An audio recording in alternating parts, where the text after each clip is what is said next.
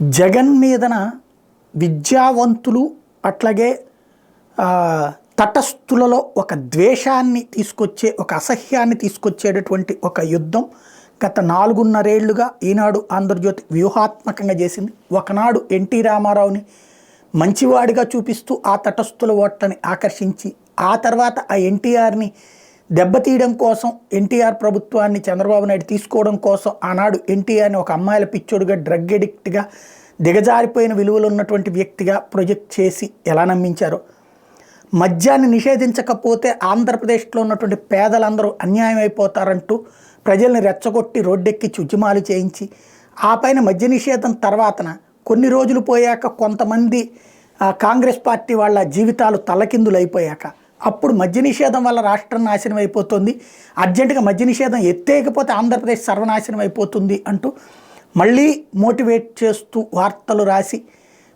మళ్ళీ మనల్ని కన్విన్స్ చేసినటువంటి తరహా. రాష్ట్ర విభజన జరిగితే అన్యాయం అని మొదట, జరగకపోతే అన్యాయం అని ఆ తర్వాతన చెప్పి మన వేళ్లతో మన కళ్ళే పొడిపించినటువంటి తరహా.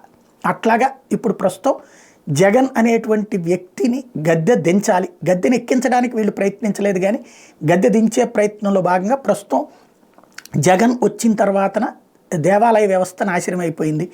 అందులో బోర్డు మెంబర్లలో నేర చరితులు ఉంటున్నారు. నేర చరితులు అనేటువంటి పదానికి ఒక అర్థం ఉంటుంది. నేర అభియోగం ఎదుర్కొన్నటువంటి వ్యక్తి, నేరానికి శిక్ష పడ్డ వ్యక్తి. రాజకీయాల్లో ఉన్న ప్రతి ఒక్కడూ నేర చరిత్రుడు అవుతాడు. ఎందుకని? కనీసం ఈ దొంగ ఓట్లు వేయించాడన్న కేసు అన్నా ఉంటుంది.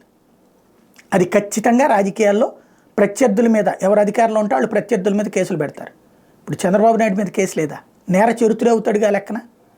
కానీ నేరానికి శిక్ష పడ్డవాడిని కనుక బోర్డు మెంబర్గా పెడితే ఖచ్చితంగా తప్పు. ఇకపోతే ఆలయ వ్యవస్థలు ఒకటి మాత్రం ఖచ్చితం, నేనే చాలాసార్లు ప్రస్తావించా, ఫీజులు ఇష్టం వచ్చినట్టు పెంచి పారేస్తున్నారు.